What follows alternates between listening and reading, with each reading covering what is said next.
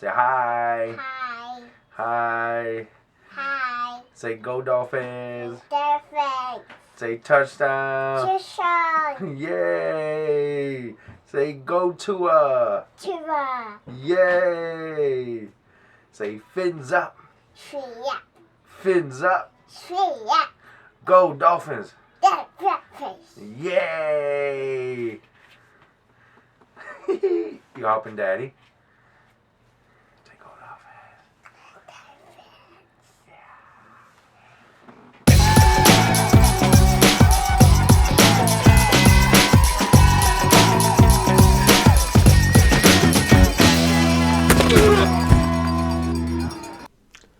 All right, and happy Friday, Fin fans.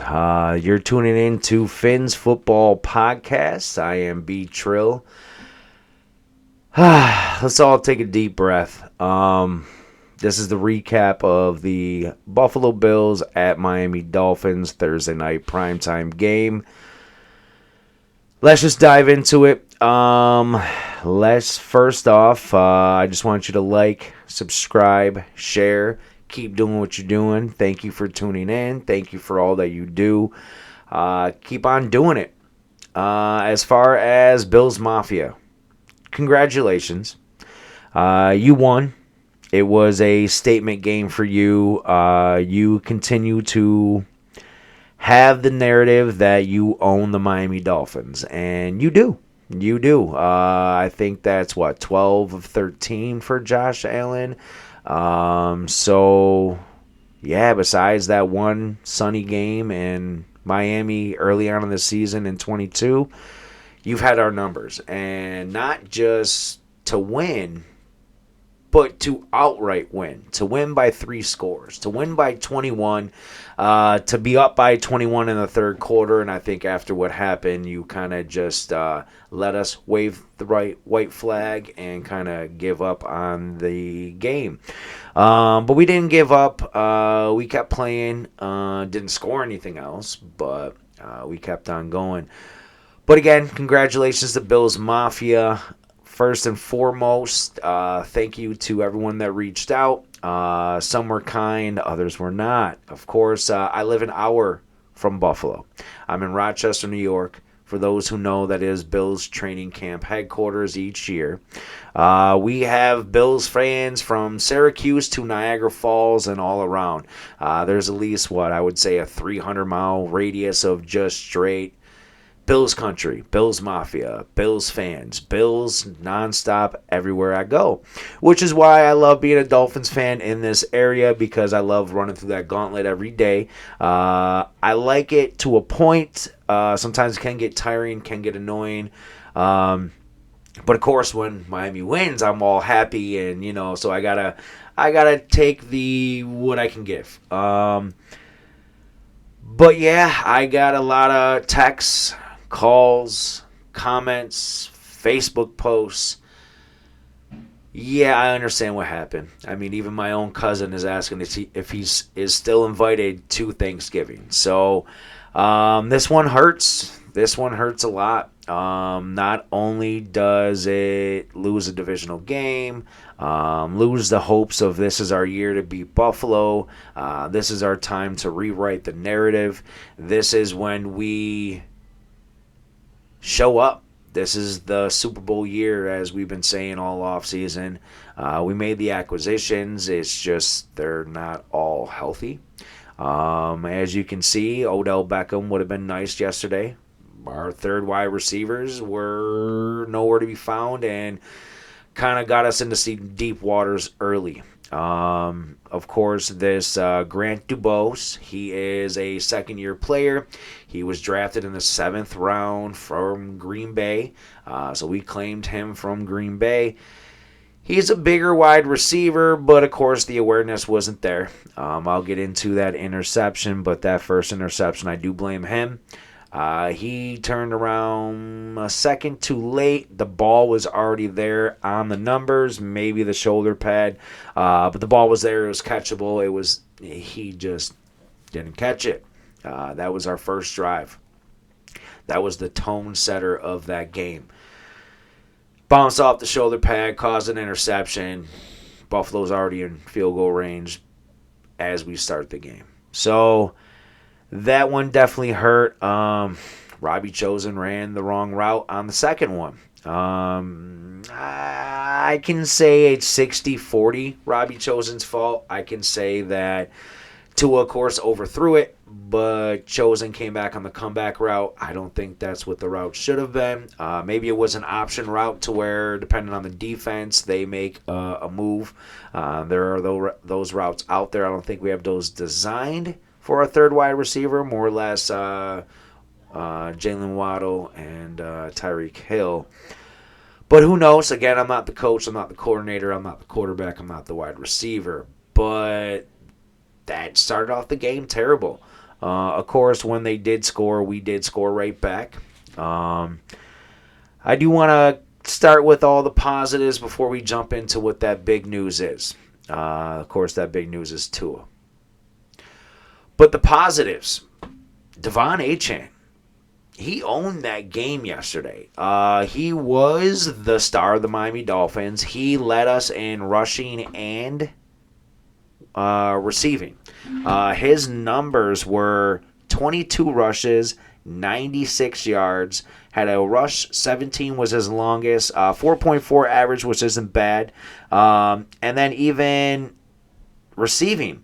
7 targets, 7 catches, 69 yards, 9.9 average. He had that one touchdown, our only touchdown, and 16 was the longest.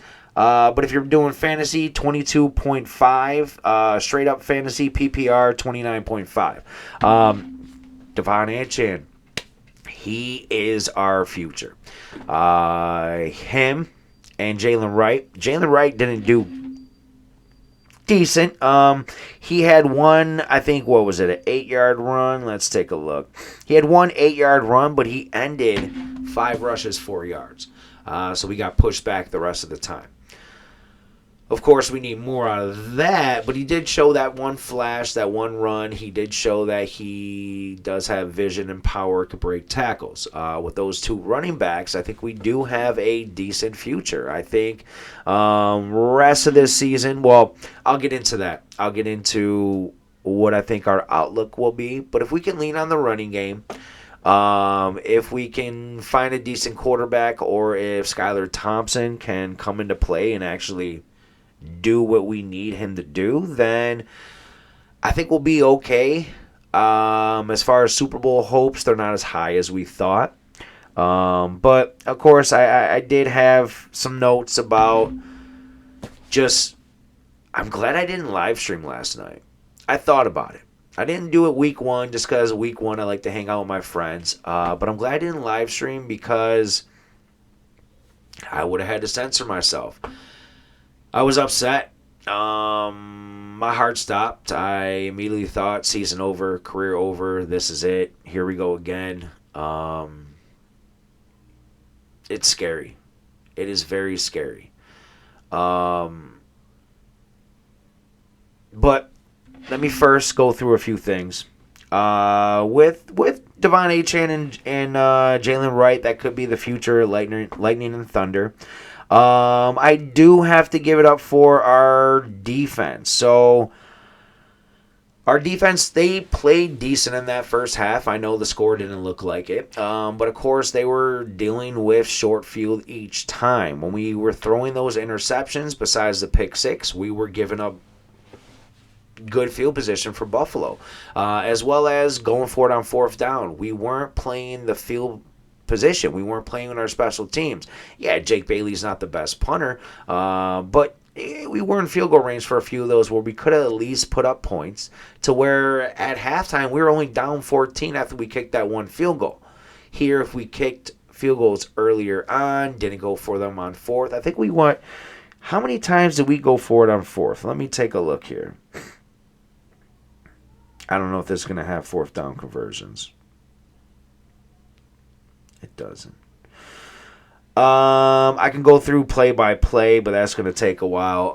I think they went like 1 for 4 on fourth down. It was just not good numbers. That puts our defense in a poor position. But our defense held them to punts, held them to field goals. We did stop them early on. Chop Robinson, he looked good. He had some good flashes, a lot of good hurries. Jalen Phillips had some good hurries. Calais Campbell did all right, but James Cook had our number. 3 first half touchdowns. 3. He goshed at least, I would say, what did he get? 11 carries, 78 yards, 7.1 yards average. 49-yard was his long. That was after that one interception. Oh, no, that was after we went for it on fourth down. And then receiving, James Cook, 1 catch, 17 yards, another touchdown. So 2 touches on the ground, 2 touchdowns on the ground, 1 receiving. So 3 first half touchdowns. We can't do that. Our defense, they tried, they bent, but they did break. Again, it's about field position. It's about our offense. Our offense needs to give them time to rest on the field or rest on the sideline before they jump back on the field. Our offense needs to score. Our offense needs to build that momentum. They need to get our defensive hyped that, hey, you're going out there and you're already up a couple scores instead of down a few scores. So there's a lot that we need to do as far as play calling with McDaniel. I think he needs to stop playing the Brandon Staley and Dan Campbell playbook of going for it on every fourth down. I understand we do have a high-powered offense, but there's time where we need to surrender, give up the punt, give up the field goal, take the punts, take what is given to us instead of us shooting ourselves in the foot and handing it to the other team, because look at the numbers. Josh Allen didn't throw for 300 yards. He didn't throw for 3 touchdowns. It was James Cook that destroyed us. I think that we have a lot of rebuilding to do. We have key pieces in order, but what are we going to do about Tua? Let's get to that. So I think before that, we need to talk about our number 3 because I mentioned how bad the wide receivers were. With Malik, OBJ, we need them. Maybe Eazy-E. They need to step up. We need to call him up from the practice squad because Burrios, he's a special teamer. He's not really that number 1 or that number 3 wide receiver that we need. He's a number 4, number 5. We need a number 3. We need a key slot wide receiver. We need some height. That's why I think Eazy-E, he will be called up pretty soon. He'll be signed to the 53. I don't think he'll just be elevated from the practice squad. I think we make room for him. I think we're ready to make that second half adjustment. I think Tua did say something in the locker room because as you see, when we came out, we stopped them on the first drive. We got the ball, and we were driving down the field. And at that point, we were down by 2 scores. If Tua scored, we're down by 1 score. I'm sorry. If our offense scored, we would have been down by 1 score. Tua, again, he had that passion. He was ready for it. That run, I don't think it was a bad call to run. The thing is, you slide. He had the first down. He tried to go extra. He did put his head down. I don't think he was putting his head down to run him over. I think he put his head down because he realized that collision was coming faster than he thought. Tua should have slid. With that, as soon as Tua slid, my heart dropped. I first thought it was an ankle injury. That was the first body part I realized went stiff and bent a different way than it should have. It looked like he was a ballerina dancer just pointing his toes. That didn't look healthy. I thought maybe he snapped his ankle. Then when I saw him kind of almost reach for the air, that's when I knew. That's when I knew the lights went out. Concussion.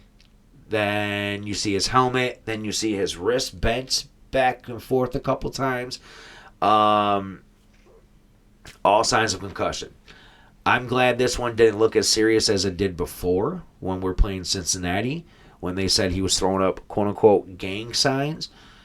He didn't leave on a stretcher. He did leave under his own power. He was definitely woozy. I thought people should have at least guided him, spotting him, because he looked at any moment he could have fell over. Um, Again, it's another big hit against Buffalo. A couple years ago when it was that week 2 when he didn't have a concussion and he kept playing, but I think he did have a concussion. I understand his passion for football, wanting to be back on the field, but Tua, you're newly married. You were, what, 3, 4, 5 years ago you were married. You have a young family. You have 2 kids to worry about. At this point, it's bigger than football. I wish I could be the one that's greedy and says, hey, I need Tua. As you can see, I am a big Tua supporter. From the moment he was drafted, I bought his jersey. I ordered it that day, knowing he probably wasn't even going to play year 1 because of that hip injury. But I believe we made the right decision. I liked his accuracy. As an Ohio State fan, I hated him in college, but I knew he was a good ball player. I knew he had that accuracy and that winning mentality to do what the Dolphins needed. I've always supported Tua. I even have my daughter. I got her a jersey. But again, this is more than football. I want to say, Tua, hey, get healthy. See you in 3-4 weeks, and let's go win a Super Bowl. I'm actually going to Miami for my very first time in 2 weeks after Seattle, that Monday night game against the Titans. I'm still going. I'm still rooting for my team. I still believe that we have options. I rooted for Miami when we went 1-15. I act like we won the Super Bowl when we won that game. Greg Camarillo. That name stuck in my head because we won a game. I will always root for my team. It's just right now, we all need a giant community hug for our Fin fans. I don't know if Skylar Thompson's the option. I saw an interview earlier that Mike McDaniel did admit we are going to be looking for somebody. For options, right now, we have the big name everyone keeps saying is Ryan Tannehill. Will we bring Ryan Tannehill back to Miami? That's a really, really big question of if, why would we? I don't know. I mean, I support it, maybe. I think Skylar Thompson might be able to do something. To keep Super Bowl hopes, we need a Tom Brady, Brock Purdy type story of someone coming in and just stealing the show and being phenomenal. As far as Tua, I just hope he remains healthy. I hope he does sit down and with his family and think about this. And if he hangs it up, I support it. If he continues to play, I'll question him, but I'll support it. I am a Tua supporter. I am a Dolphin supporter. I'm a Greer supporter. I guess I could say I'm a Ross supporter. I will always, I have my inked on my body. I will always be a Dolphins fan through and through. We have ups and downs and challenges, and just like Tyreek Hill being arrested and then having a great game, you never know what's going to happen. Real quickly, I just want to say that the offense was really built around Tua. As far as getting the ball out quick, his accuracy, everything, that's what we're going to miss. That's why he led the league with everything. But all in all, I just want to say we looked good in our throwbacks.